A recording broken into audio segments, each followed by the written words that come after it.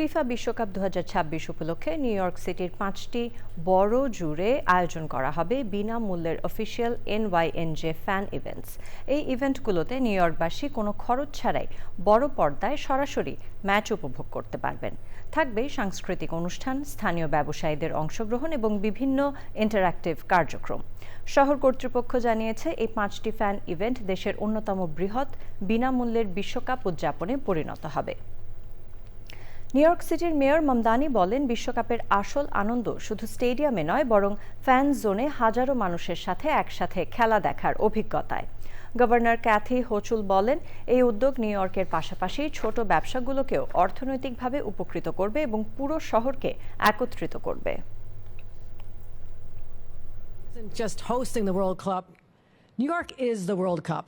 That's a broad statement, but I'm going to stand behind that. I'm sure the mayor agrees as well. This is the place. Now, this is just one small part of our commitment to making the World Cup one that every New Yorker can afford to take part in. Every fan should be able to watch the greatest tournament on earth without having to dip into their savings.